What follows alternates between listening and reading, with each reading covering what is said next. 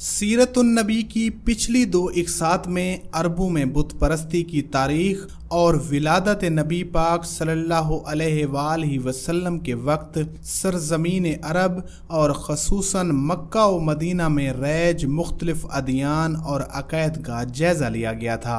इस किस्त में ज़हूर इस्लाम के वक्त अरबों और खसूसन कुरैश मक्का के मुआशी और मुआशरती हालात बयान किए जाएंगे।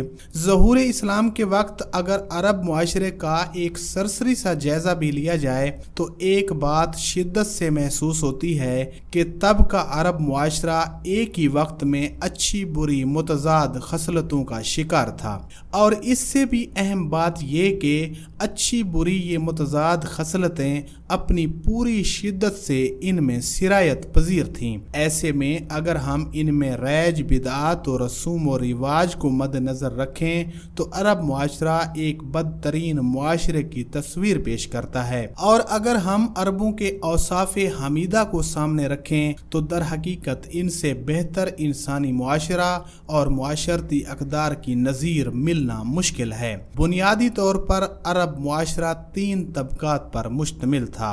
नंबर 1, हज़री। वो लोग जो शहरों में आबाद थे और मुस्तकिल तौर पर शहरों में ही सकूनत पजीर थे, इनकी तादाद बहुत थोड़ी थी। हज़री अरबों का ज़रिया आमदनी नखलिस्तानों की आमदन और तिजारत था। दर हकीकत ये आप सल्लल्लाहु अलैहि वसल्लम के परदादा हज़रत हाशिम थे, जिन्होंने रूम व ईरान और शाम व हिंदुस्तान के हुक्मरानों के साथ तिजारती मुआहदात किए। इस तरह अरब लोग बड़े बड़े काफिलों की सूरत में इनके ममालिक जाते और वहाँ से काफिले अरब आते। कुरैश मक्का को क्योंकि खाना काबा की तौलीद की वजह से मरकजी अहमियत हासिल थी, इसलिए कुरैश मक्का के काफिलों को अरब के बदवी कबाइल लूटने से भी गुरेज करते थे। नंबर 2, बदवी। अरब की अक्सर आबादी बदवी कबाइल पर मुश्तमिल थी जो खाना बदोशी की जिंदगी बसर करती थी।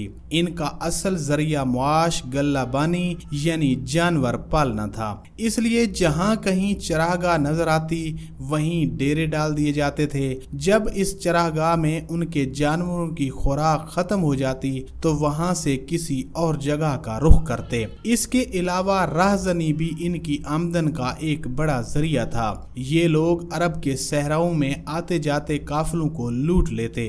जो कबाइल डाका के जरिए रोजी कमाते थे वो इस पर बहुत फख्र किया करते थे। नंबर 3, लौंडी और गुलाम। मुआशरे का तीसरा और सबसे निचला तबका लौंडियों और गुलामों का था, जो हज़री और बदवी अरबों के साथ खादिम की हैसियत से रहते थे। गुलामों में अरब और गैर अरब दोनों शामिल थे। अरब तो कबाइल की आपस की जंग में मगलूब होने या फिर मकरूज होने की वजह से लौंडी और गुलाम बना लिए जाते, जबकि गैर अरब बिकते बिकाते सरजमीन अरब पहुँचते, जहाँ बाकायदा मंडियों और बाजारों में इनकी खरीदो फरोख्त होती थी। मालिक को ये हक हासिल था कि वो अपने गुलाम पर जिस तरह चाहे जुल्म ढाए और चाहे तो इसे जान से ही मार डाले। मामूली बातों पर गुलामों को इतनी सख्त सजाएं दी जाती कि इंसानियत की रूह भी कांप उठती। गुलाम का बेटा भी पैदैशी गुलाम होता था।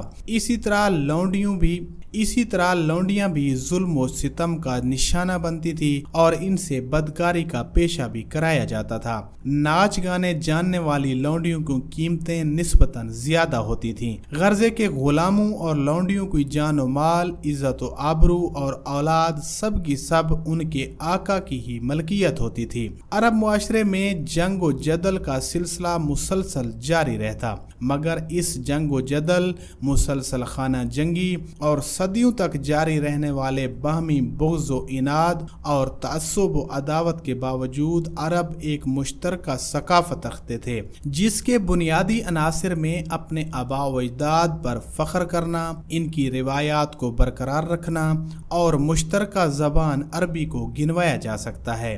अरब नस्ली तौर पर कहतानी और अदनानी यानी बनु इस्माइल दो गिरोह में बटे हुए थे, लेकिन दोनों को अरबी जबान पर फख्र था। शेर व शायरी बच्चे बच्चे की जबान पर थी और शेरी ज़ौक़ और अरब सकाफत का भरपूर इजहार طائف کے قریب عکاظ کے مقام پر ہر سال لگنے والے میلہ میں کیا جاتا۔ عام حالات میں ایک عرب جنگجو سپاہی تھا، مگر اس میلے میں وہ بھی ایک شاعر کا روپ دھار لیتا۔ شراب خوروں کی مجلسیں سجائی جاتی اور گردش جام کے ساتھ ایسی بلند پایا غزلیں کہی جاتی کہ آج تک اس دور کے ادب کو کلاسیکی مانا جاتا ہے۔ فاحشہ عورتوں کی موجودگی نے ان مجالس کو بےہودگی کی انتہائی پستیوں تک پہنچا دیا تھا۔ عرب معاشرے کی مزید جہلی جھلکیاں اگلی قسط میں پیش کی جائیں گی۔